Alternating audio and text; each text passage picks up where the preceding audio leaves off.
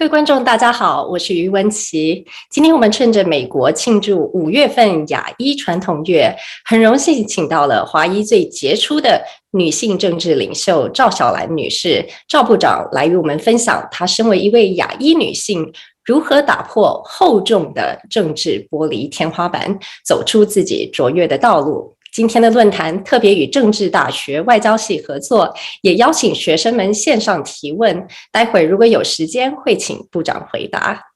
赵部长，欢迎回到 TVBS。您是有史以来第一位亚裔女性内阁部长，而且3次入阁，当了劳工部长，又当运输部长，到目前为止仍然是亚裔当中最有影响力的几位。让我们非常欣慰的是，您以身为亚裔为荣，而且非常以自己出生于台湾作为移民为傲。这当然都是受您父母的影响。您的父母亲已经出了2本书，叫做《逆风无畏，淡定自在》。新的一本书即将在6月由天下文化出版，《破浪者哲学：船王赵锡成与夫人朱木兰的人生智慧》。您可否跟大家分享一下您的成长过程和亚裔背景如何造就您这个人，以及对您的人生哲学、政策和服务于政府公职的影响？谢谢，你讲的太好了，不敢当。我非常高兴有这个机会来参加这个节目。我是2016的时候回到台湾的，而且是到日月潭，而且是高雄、台南、台中、台北，都是陪我父亲去的。我们玩得好好啊。很多这些对亚洲人讲，孝顺是最重要的。中国好像是想法，可是西方人讲他们不太了解孝顺的这个想法。我的父母真是很伟大的，因为我是老大。有些人知道我的父亲是做船长，在29岁的时候他就做船长了，他很年轻的。可是在海上的那个生活还是蛮困难的，因为他不是常回家的，所以他和我母亲决定他应该是试试看高考。那他考了第1名，所以有这个机会到国外去学习。那时候他们有2个小孩子，我和我的小妹妹。我的母亲肚子里面还有老3，他们好勇敢啊。那我母亲鼓励我的父亲，他到外国去把那个家庭的环境做好一点，所以他马上走了。可是因为那时候如果你有机会出国的话，你马上就出国了。那他一出国，我们都没有看他看3年，3年以后他才来接我们的。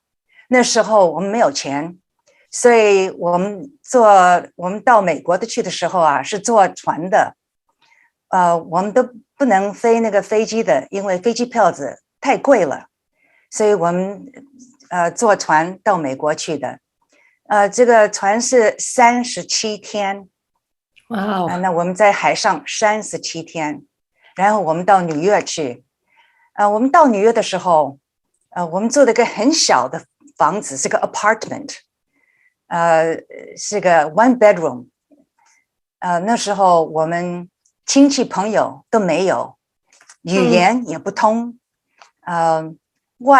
美国饭，哎呀，吃的不舒服，好像我们肚子还是不太舒服的。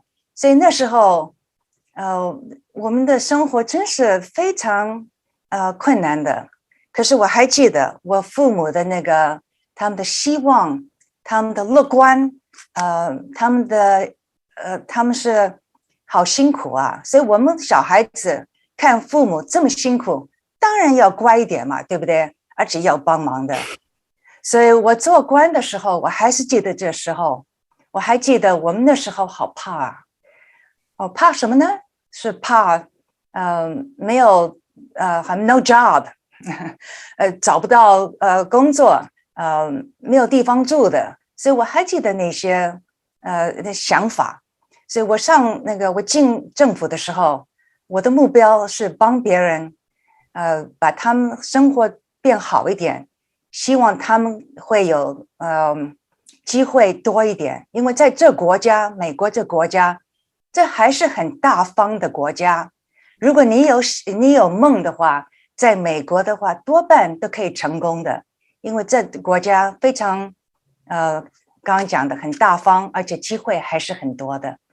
所以我很小来美国的时候，我还记得我父母的那个他们好辛苦啊，所以我在上大学啊进工作的时候，我都是记得我们到美国的第几年前几年的那个困难，我还记得，我现在还记得。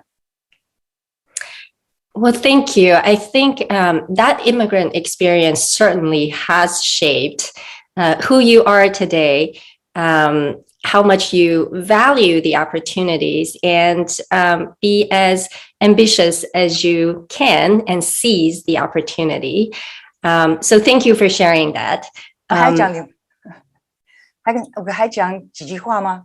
可以。我想现在很多人他们生活都很困难的，我们都有困难的，这是生活嘛，对不对？所以我想我父母别人跟我父母写了两本书，这两本书我觉得是 very inspiring， 因为他们讲他们生活在中国在台湾在美国我想给别人很多鼓励的。所以他的两本书是叫什么？逆风无畏，还有淡定自在。所以我还是看那两本书的，是别人写的，写得很好。是个交通大学的那个教育写的，所以我觉得这两本书我今天看还是给我很多鼓励的。So I hope that my parents' journey will be something that will be inspiring and encouraging to so many people, because all of us have difficulties in life.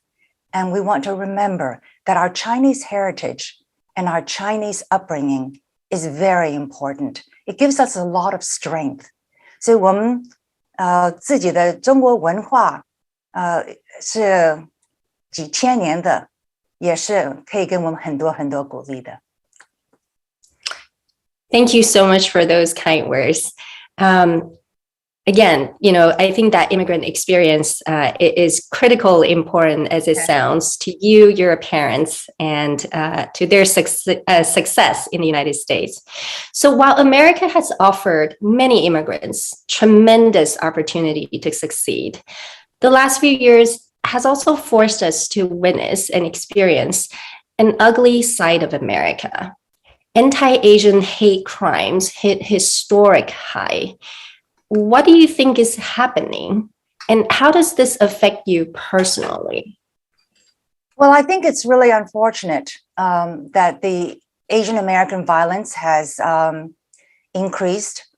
This is still a very decent country. America's a very decent country, and it's a very good country. And what I think is happening with the Asian American violence is that it's an outcome of the continuing tension between US-China relations. Most Americans, most Westerners can't tell the difference between Asians and, Chinese Americans. And so what they see are just Asians in general. So the continuing tension between US-China relations, I believe, is a cause of this anti-Asian violence. And so I think more Americans need to speak out. We need to be more aware of the problems and the issues. And I think we are. We are seeing greater and greater celebration of US-China interactions in the past. We're seeing greater celebrations of May Heritage Month for Asian Pacific Americans. So our country in America now is becoming more diverse. We used to be 1% of the population. We are now, almost 6%. So there is greater understanding of Asian Americans. We are beginning to raise our voices, make our voices known. And I think that America will be better for it.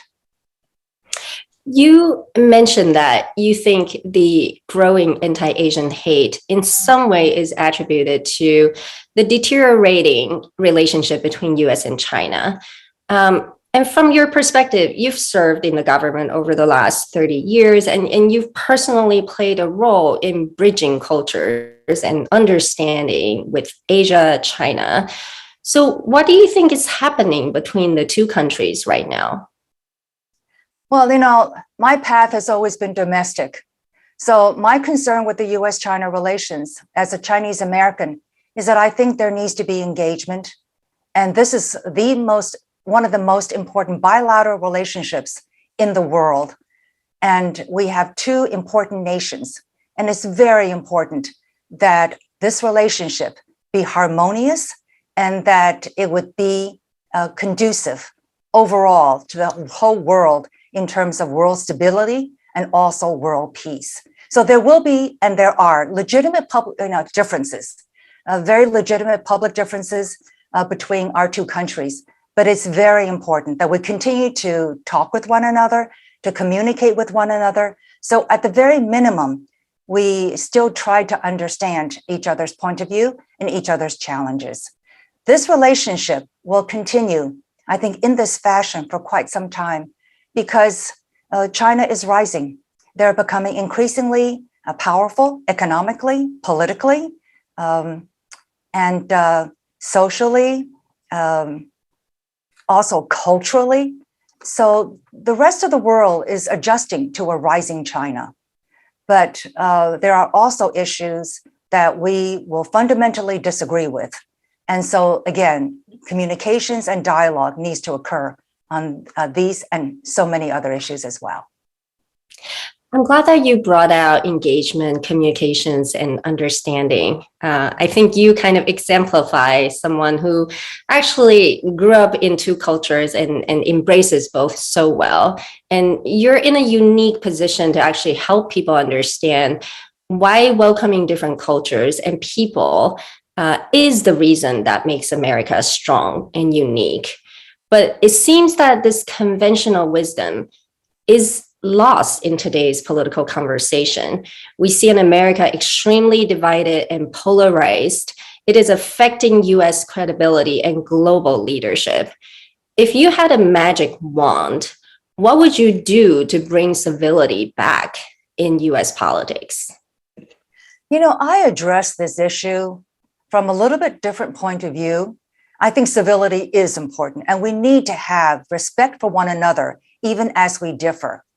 But I'm also very concerned about the entry of Asian Americans into the political arena. America is a very confrontational society. It is a very outspoken society and culture.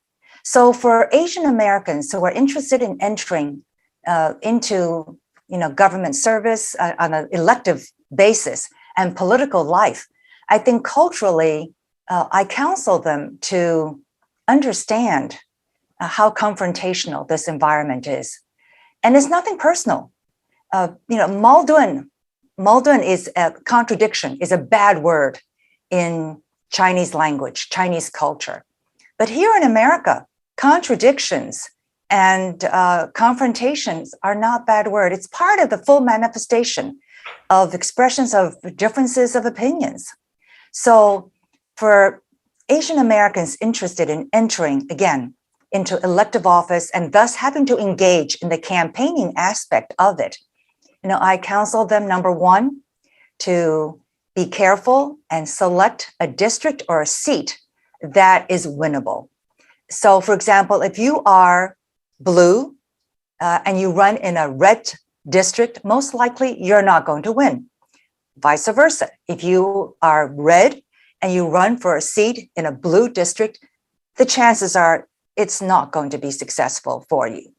And so the number one very important decision is select a winnable seat to run for. And then number two, you have to raise money because this is a free society. This is a democracy.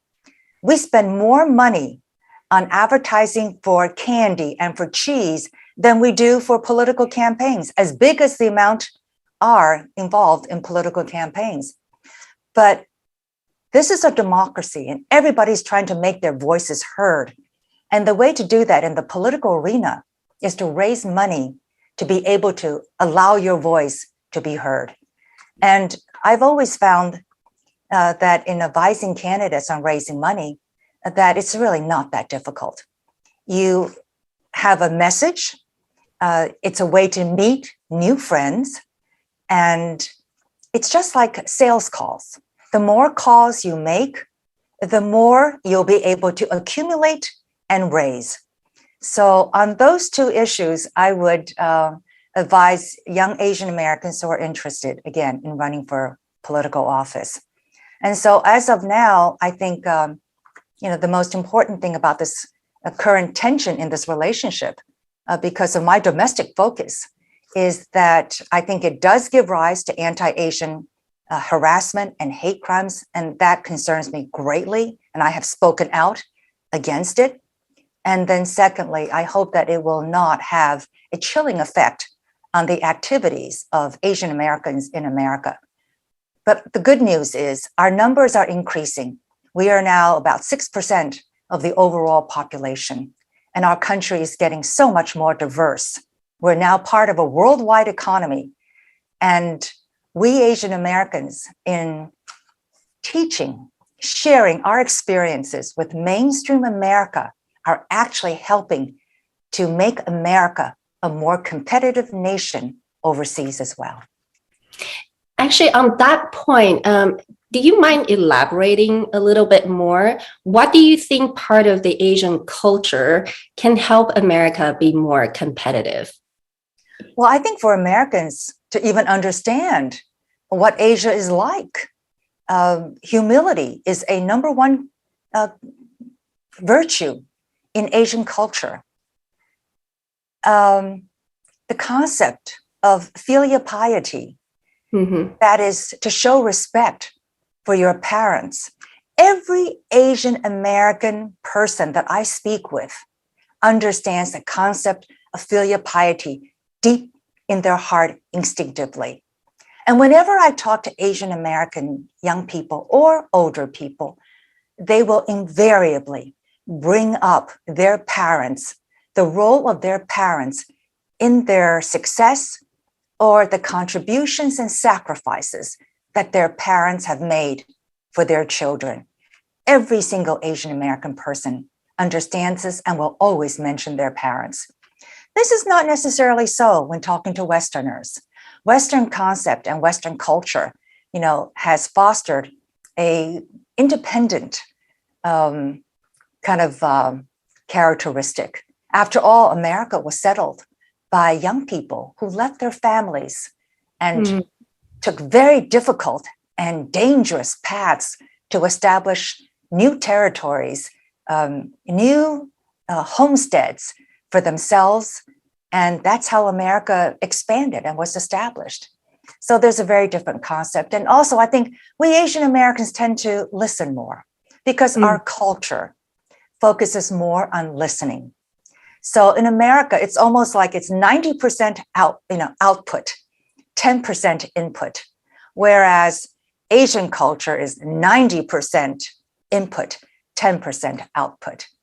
So this does sometimes make Asian Americans think whether we should be speaking up more. We definitely should, number one, but also we should not forsake our Asian values, especially as we celebrate Asian Pacific American Month or AAPI, Heritage Month.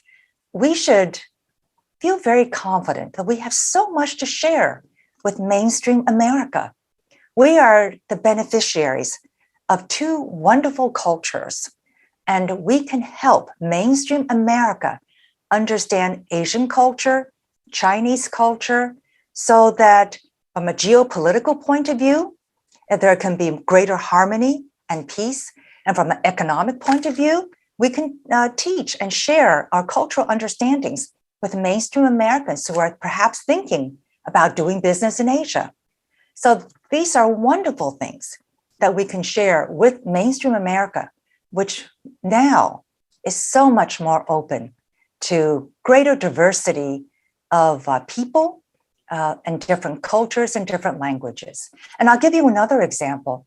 It used to be that if you came to America and spoke in a different language, you were a little bit hesitant.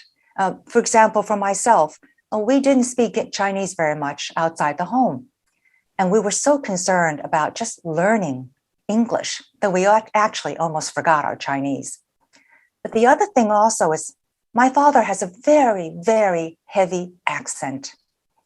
And he faced a great deal of challenges and difficulties because of that accent. But he is so optimistic and such a can-do person. Instead of feeling, discouraged, he said, because I speak with a heavy accent, other people have to listen more carefully. So it gives me an opportunity to have their full attention. So this is a wonderful example of how always optimistic he and my mother are. So for those who speak with an accent, who speak English with an accent, don't worry so much about that.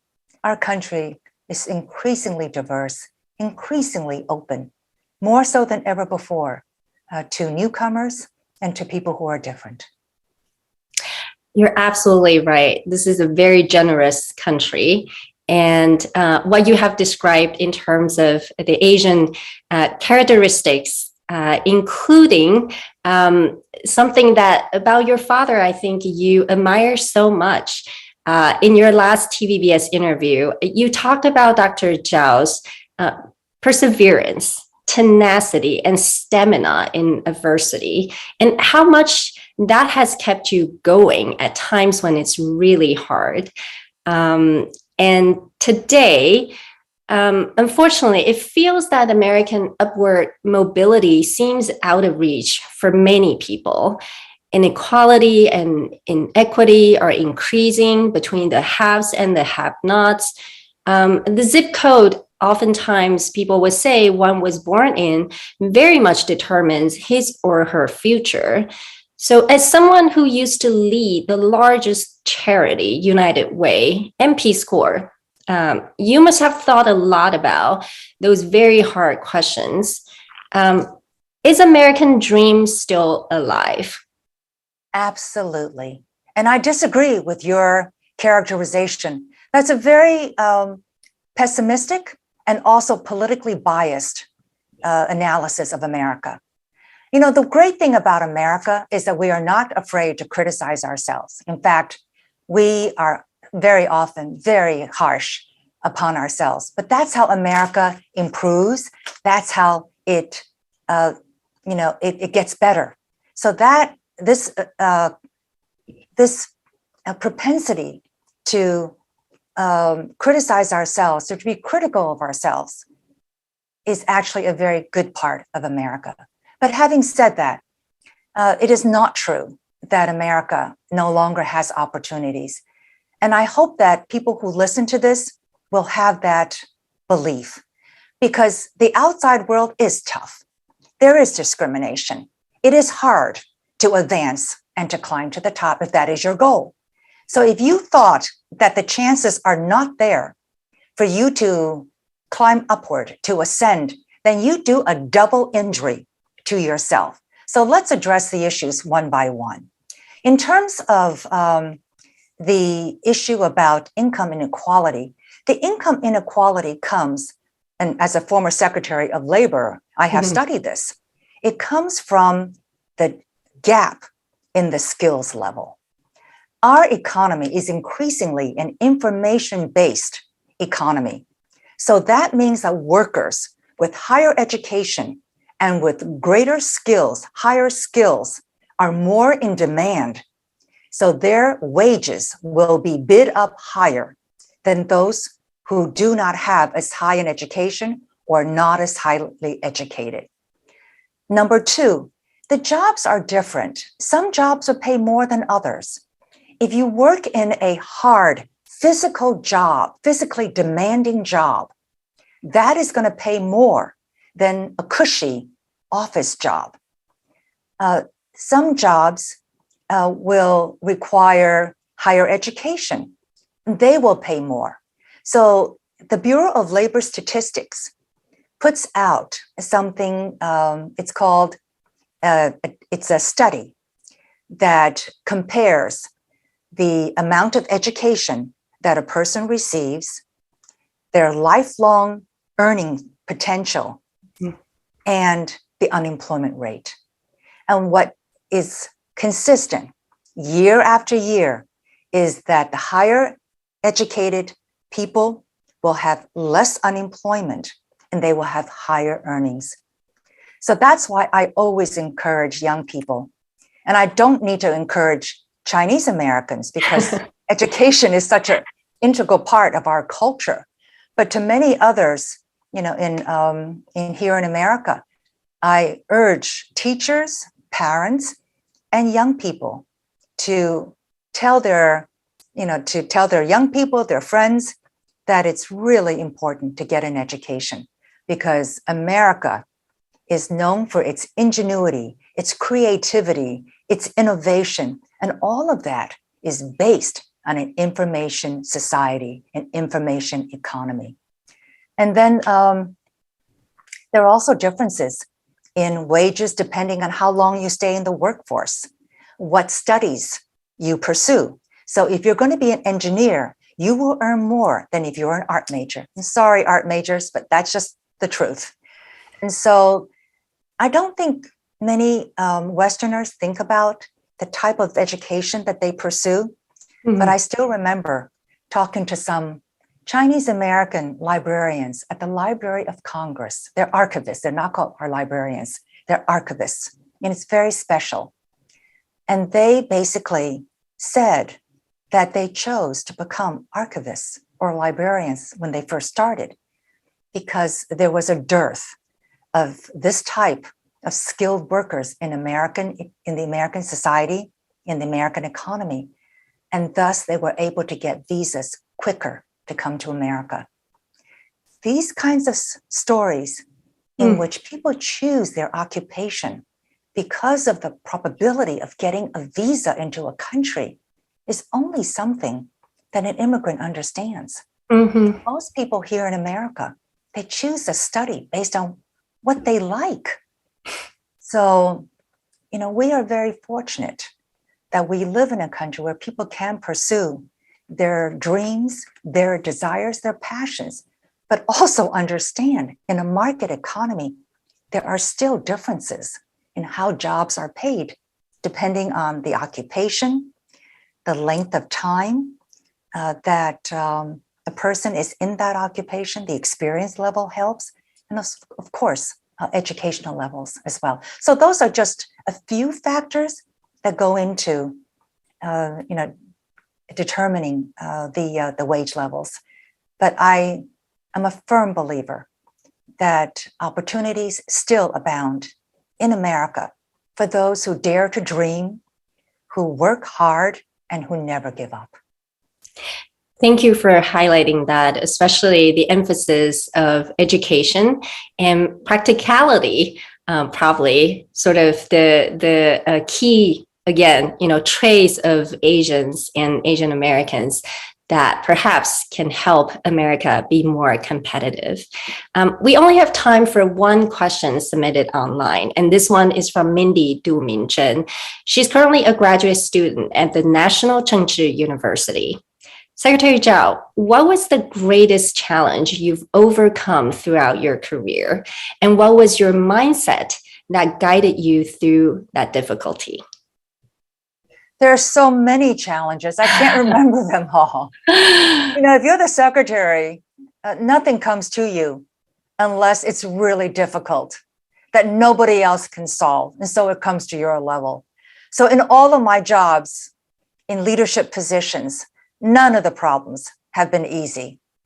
But as evidenced by the fact that I can't remember very many of them, I've overcome them. And so I encourage and I advocate for those who have difficulties in their lives, as we all do, to not lose hope, to always be grateful for whatever you have.